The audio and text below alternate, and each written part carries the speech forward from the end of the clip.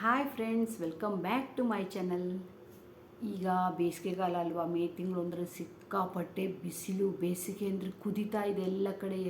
Heat wave ಬಂದಿದೆ ಅಂತ ಹೇಳ್ತಾರೆ. ಇಲ್ಲಿ ನಾವಿರೋ ಕಡೆ 15ನೇ ತಾರೀಕಿನ ತನಕ ಹೀಟ್ ವೇವ್ ಅಂತ ಹೇಳ್ತಾರೆ. ಹೀಟ್ ವೇವ್ ಅಂದರೆ ತುಂಬ ಬಿಸಿಲು, ತುಂಬ ಒಂಥರ ಬಾಗಿಲು ತೆಗೆದ್ರೆ ಸಾಕು ಬಿಸಿ ಗಾಳಿ ಬಂದ ಹಾಗೆ, ಬಹಳಷ್ಟು ಸೆಕೆ ಅಂದರೆ ತಡ್ಕೊಳ್ಳೋಕ್ಕೆ ಆಗಲ್ಲ. ಈ ಮೇ ತಿಂಗಳು ಬಂತು ಅಂದರೆ ಸಾಕು ತುಂಬಾ ಸೆಕೆ. ಇದರಿಂದ ಈ ಸೆಕೆಗಾಲದಲ್ಲಿ ನಮ್ಮ ಹೆಲ್ತ್ ಹಾಳಾಗೋದು ಜಾಸ್ತಿ ಇರುತ್ತೆ. ಮನೆ ಗಮನ ಕೊಡಬೇಕು. ಈ ಸೆಕೆ ಎಷ್ಟು ನಮಗೆ ಅಂದರೆ ಎಷ್ಟು ಇರಿಟೇಟ್ ಮಾಡುತ್ತೆ ಅಂತಂದರೆ, ನಮಗೆ ಕೂತ್ಕೊಳ್ಳೋಕ್ಕಾಗಲ್ಲ, ನಿಂತ್ಕೊಳ್ಳೋಕ್ಕಾಗಲ್ಲ. ಯಾವ ಥರ ಹೆಂಗಿದ್ರೂ ಒಂಥರ ತ್ರಾಸು. ಊಟ ಮಾಡಬೇಕು ಅನಿಸಲ್ಲ, ಬರೀ ನೀರು ಕುಡಿತಾ ಇರಬೇಕು ಅನಿಸುತ್ತೆ ಅಲ್ವಾ. ಎಷ್ಟು ನೀರು ಕುಡಿದ್ರೂ ಕಡಿಮೆ. ಬಾಡಿ ನೀರು ಕೇಳ್ತಾನೆ ಇರುತ್ತೆ, ನಮಗೆ ಊಟನೇ ಸೇರಲ್ಲ. ಮತ್ತು ಬೇಸಿಗೆ ಕಾಲದಲ್ಲಿ ಡೇ ಅಂದರೆ ಹಗಲು ಟೈಮು ಜಾಸ್ತಿ, ದಿನ ದೊಡ್ಡದು. ಈಗ ನಾವು ಇರೋ ಜಾಗದಲ್ಲಂತೂ, ಈ ಗುಜರಾತಲ್ಲಂತೂ ನೋಡಿ 8 ಗಂಟೆ ಆದರೂ ಕತ್ಲೆ ಆಗಲ್ಲ. ಗೊತ್ತಲ್ಲೂ 6 ಗಂಟೆ ಆಗಿದೆ. ಎಷ್ಟು ಬಿಸಿಲು ಗೊತ್ತಾ. ನಾವು ಬೇರೆ ಕಡೆ ಎಲ್ಲ 4 ಗಂಟೆ ಇರ್ಬೋದೇನೋ, ಅಷ್ಟು ಬಿಸಿಲಿದೆ. ಇಲ್ಲಿ 8 ಗಂಟೆ ಆಗುತ್ತೆ ಕತ್ತಲಾಗಲಿಕ್ಕೆ. ಅಂದರೆ ಕರೆಕ್ಟಾಗಿ ಕತ್ತಲೆ ಆಗಬೇಕು ಅಂದರೆ 8 ಗಂಟೆ ಟೈಮು. ಬೇಸಿಗೆಯಲ್ಲಿ ನಾವು ಕೆಲವೊಂದಷ್ಟು ಮಾಡುವಂಥ ಕೆಲಸಗಳನ್ನು ನಾನು ಹೇಳ್ತೀನಿ. ಮಾಡಲೇಬೇಕಾದಂಥ ಒಂದಷ್ಟು ಬೇಸಿಗೆಗಾಲದಲ್ಲಿ ಮಾಡಲೇಬೇಕಾದಂಥ ಒಂದಷ್ಟು ಕೆಲಸಗಳು ಏನೇನು ಗೊತ್ತಾ. ಫ್ಯಾನ್ ಹಾಕ್ಕೊಂಡ್ರೆ ಗಲಾಟೆ ಆಗುತ್ತೆ ಅಂತ ತುಂಬ ಸೌಂಡ್ ಕೇಳುತ್ತೆ. ನಾನು ಮಾತೇ ಕೇಳಲ್ವೇನೋ ಅಂದ್ಕೊಂಡು ನಾನು ಫ್ಯಾನ್ ಹಾಕಿರಲಿಲ್ಲ. ಈಗ ಫ್ಯಾನ್ ಹಾಕ್ಕೊಂಡಿದ್ದೀನಿ. ತುಂಬ ನಿಮಗೆ ಅದರದ್ದೇ ಸೌಂಡ್ ಕೇಳಿಸ್ತಾ ಇರ್ಬೋದು. ಫ್ಯಾನಿಂದು, ಟೇಬಲ್ ಫ್ಯಾನಿಂದು. ಫ್ಯಾನ್ ಹಾಕ್ಕೊಳ್ಳಿಲ್ಲ ಅಂದರೆ ಕುತ್ಕೊಳ್ಳೋಕ್ಕಾಗಲ್ಲ. ಪ್ರತಿಯೊಂದು ಸಿಟಿಯಲ್ಲಿ ಹೀಗೆ ಸೆಕೆಗಾಲ ಯಾವ ಕಾಲ ಬೇಕಾದರೂ ಬರಲಿ, ಮಳೆಗಾಲ ಬರಲಿ, ಚಳಿಗಾಲ ಬರಲಿ, ಬೇಸಿಗೆಗಾಲ ಬೇಡವೇ ಬೇಡ ಅನಿಸುತ್ತೆ. ಬೇಸಿಗೆಗಾಲ ಬಂತು ಅಂದರೆ ಅಪ್ಪ ಯಾಕೆ ಬೇಸಿಗೆಗಾಲ ಬಂತು ಅಂತ ಅನಿಸುತ್ತೆ.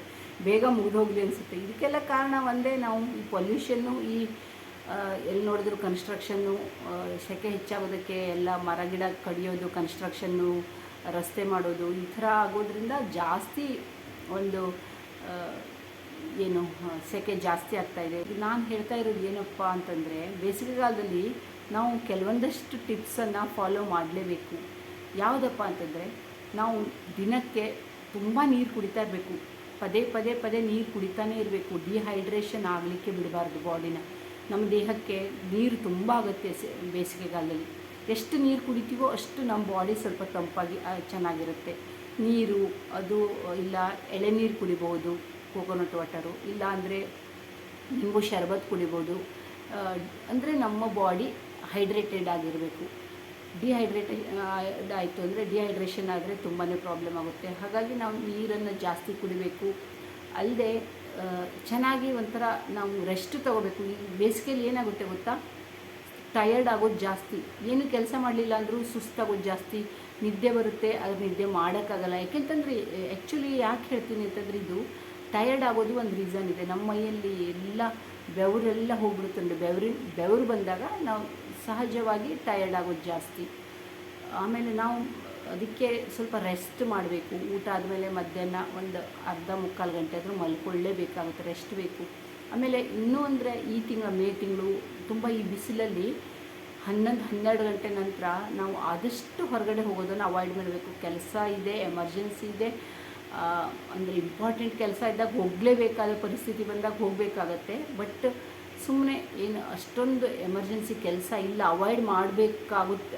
ಅವಾಯ್ಡ್ ಮಾಡಿದರೂ ನಡೆಯುತ್ತೆ. ಇಂಥ ಟೈಮ್ನಲ್ಲಿ ಹೊರಗಡೆ ಹೋಗಲಿಲ್ಲ ಅಂದರೂ ನಡೆಯುತ್ತೆ ಅಂದಾಗ ಸುಮಾರು ನಾವು 12 ಗಂಟೆಯಿಂದ 5 ಗಂಟೆ ತನಕ ಹೊರಗಡೆ ಹೋಗೋದು. 4 ಗಂಟೆವರೆಗಂತೂ ಹೋಗಲೇಬಾರ್ದು. ಕೆಲವೊಂದು ಸರಿ ಮಕ್ಕಳಿಗೆ, ಸ್ಕೂಲ್ ಮಕ್ಕಳಿಗೆಲ್ಲ ಅನಿವಾರ್ಯ ಹೋಗಬೇಕಾಗತ್ತೆ. ಆವಾಗ ಯಾರೇ ಆದರೂ ಆದಷ್ಟು ನಾವು ಫುಲ್ ಕವರ್ ಹಾಕ್ಕೊಂಡು ಹೋಗಬೇಕು. ಅಂದರೆ ನಮ್ಮ ಮುಖಕ್ಕೆ ಏನಾದರೂ ಸುತ್ಕೊಂಡು ಹೋಗಬೇಕು.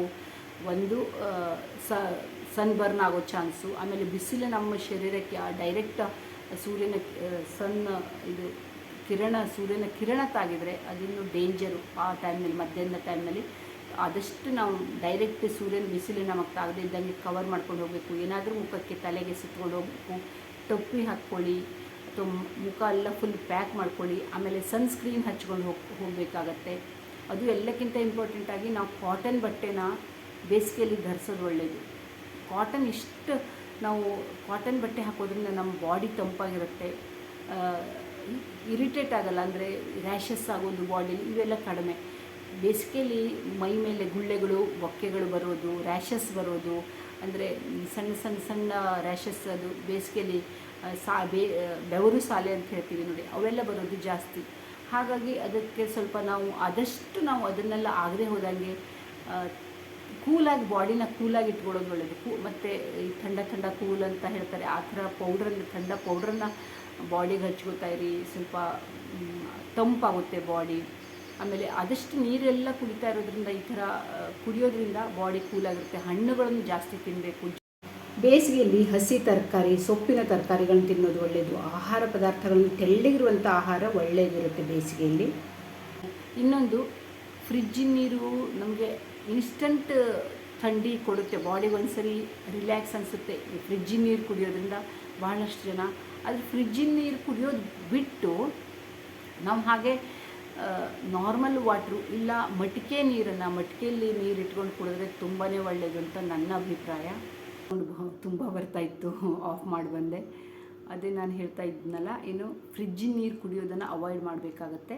ಫ್ರಿಜ್ಜಿನ ನೀರು ಬದಲು ನಾವು ಮಟಿಕೆ ನೀರನ್ನು ಕುಡಿದ್ರೆ ಬಹಳಷ್ಟು ಒಳ್ಳೆಯದು. ಅದರಿಂದ ಫ್ರಿಜ್ಜಿನ ನೀರು ಕುಡಿಯೋದು ಏನು ಗೊತ್ತಾ, ಹೀಟ್ ಆಗುತ್ತೆ ಬಾಡಿ. ಇನ್ಸ್ಟಂಟ್ ನಮಗೆ ಚೆನ್ನಾಗಿ ಅನಿಸುತ್ತೆ, ಆ ಟೈಮಲ್ಲಿ ಒಂಥರ ರಿಲ್ಯಾಕ್ಸ್ ಅನಿಸುತ್ತೆ, ಬಾಡಿ ತಂಪಾದಂಗೆ ಅನಿಸುತ್ತೆ, ಆದರೆ ಹೀಟ್ ಆಗುತ್ತೆ. ಅದಕ್ಕಿಂತ ನಾವು ಮಟಿಕೆ ನೀರನ್ನು ಕುಡಿಯೋದು ತುಂಬಾ ಒಳ್ಳೆಯದು.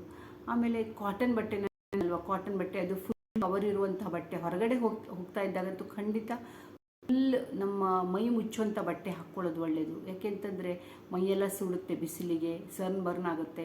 ಮತ್ತು ಸನ್ಸ್ಕ್ರೀನನ್ನು ಜಾಸ್ತಿ ನಾವು ಹಚ್ಕೊಂಡು ಹೋಗೋದು ಒಳ್ಳೆಯದು. ಮತ್ತು ಎಲ್ಲೇ ಹೊರಗಡೆ ಹೋಗ್ತಾ ಇರುವಾಗ ಇನ್ನೊಂದು ಇಂಪಾರ್ಟೆಂಟ್ ಮಾತು ಅಂತಂದರೆ, ಎಲ್ಲೇ ಹೊರಗಡೆ ಹೋಗ್ತಾ ಇರುವಾಗಲೂ ನೀರಿನ ಬಾಟಲನ್ನು ಜೊತೇಲಿ ಇಟ್ಕೊಂಡು ಹೋಗಬೇಕಾಗುತ್ತೆ. ನೀರಿನ ಬಾಟಲ್ ಇಲ್ಲದೆ ಹೋದರೆ ಭಾಳ ನಮ್ಗೆ ಪ್ರಾಬ್ಲಮ್ ಆಗುತ್ತೆ. ಯಾಕೆಂದರೆ ನಾವೆಲ್ಲೋ ದೂರ ಹೋಗಿದ್ದೀವಿ, ನಮಗೆ ಅವಾಗ ನೀರು ಕೆಲವೊಂದು ಸರಿ ನೀರು ಹೊರಗಡೆ ಸಿಗಲ್ಲ, ಅರ್ಜೆಂಟಲ್ಲಿ ನಮಗೆ ನೀರು ಸಿಗಲ್ಲ ಅಂದಾಗ ನಾವು 1 ತಾಸು 2 ತಾಸಿಗೆಲ್ಲೋ ಅರ್ಜೆಂಟಿಗೆ ಹೋಗ್ತಾ ಇದ್ದೀವಿ, ಯಾಕೆ ನೀರು ಬಾಟಲು ಅಂತ ಬಿಟ್ಟು ಹೋಗಬೇಡಿ.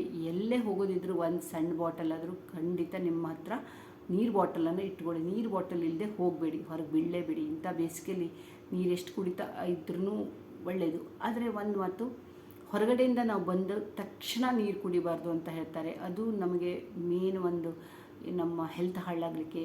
ಸಡನ್ನಾಗಿ ನಾವು ಹೊರಗಡೆ ಬಿಸಿಲಿನ ಬರ್ತೀವಿ ನೋಡಿ, ಬಂದ ಕೂಡಲೇ ನಾವು ನೀರನ್ನು ಕುಡಿಲೇಬಾರ್ದು. ಒಂದು 5 ನಿಮಿಷ ಮನೆಯಲ್ಲಿ ಒಳಗಡೆ ಕೂತ್ಕೊಂಡು ಒಂದು 5 ನಿಮಿಷ ರಿಲ್ಯಾಕ್ಸ್ ಆದಮೇಲೆ ನೀರನ್ನು ಕುಡಿಬೇಕು. ಇದಂತೂ ನೆನ್ಪಿಟ್ಕೊಳ್ಳಿ, ಎಲ್ರಿಗೂ ಗೊತ್ತಿದೆ, ಇಲ್ಲ ಅಂತಿಲ್ಲ, ಆದರೂ ನನಗೆ ತಿಳಿದಿರೋದನ್ನು ಹೇಳ್ತೀನಿ. ಮತ್ತು ನಾವು ಆದಷ್ಟು ನಿದ್ದೆನೂ ಅಷ್ಟೇ, ನಮ್ಗೆ ಚೆನ್ನಾಗಿ ರಾತ್ರಿ ನಿದ್ದೆ ಮಾಡಬೇಕು. ತುಂಬ ಲೇಟಾಗಿ ನಿದ್ದೆ ಮಾಡೋದು, ಬೆಳಗ್ಗೆ ಏಳೋಕ್ಕಾಗಲ್ಲ, ಟಯರ್ಡ್ ಇರುತ್ತೆ, ಸುಸ್ತು ಅನಿಸುತ್ತೆ. ನಮಗೆ ಈ ಬೇಸಿಗೆಯಲ್ಲಿ ಏನು ಗೊತ್ತಾ, ಇದ್ದಕ್ಕಿದ್ದಂಗೆ ಸುಮ್ಮನೆ ಸುಸ್ತು ಅನಿಸುತ್ತೆ. ಯಾಕೆಂತಂದರೆ ಮನುಷ್ಯ ಕೆಲಸ ಮಾಡಲಿ ಬಿಡಲಿ, ಈ ಬಿಸಿಲಿಗೆ ಈ ಬೆವರೆಲ್ಲ ಮೈಯಿಂದ ಹೋಗೋದ್ರಿಂದ ಸುಸ್ತು ಅನಿಸ್ಬಿಡುತ್ತೆ. ತುಂಬ ಸುಸ್ತಾದಾಗ ಏನಾಗುತ್ತೆ, ನಮಗಂತ ಎನರ್ಜಿ ಇರಲ್ಲ. ಅದಕ್ಕೆ ನಾವು ಚೆನ್ನಾಗಿ ನಿದ್ದೆ ಮಾಡಬೇಕು. ಆಮೇಲೆ ಬೆಳಗ್ಗೆ ಫ್ರೆಶ್ ಆಗಿ ಎದ್ದು ಸ್ವಲ್ಪ ಏನಾದರೂ ಎಕ್ಸರ್ಸೈಸ್ ಮಾಡಿದರೆ ಅಥವಾ ವಾಕಿಂಗ್ ಮಾಡಿದರೆ ತುಂಬ ಒಳ್ಳೆಯದು. ಬಾಡಿ ಸ್ವಲ್ಪ ಎನರ್ಜಿ ಇರುತ್ತೆ, ಬಾಡಿಯಲ್ಲಿ ಒಂಥರ ಉತ್ಸಾಹ ಬರುತ್ತೆ ಈ ಥರ ಒಂದು ಮಾಡಿದರೆ.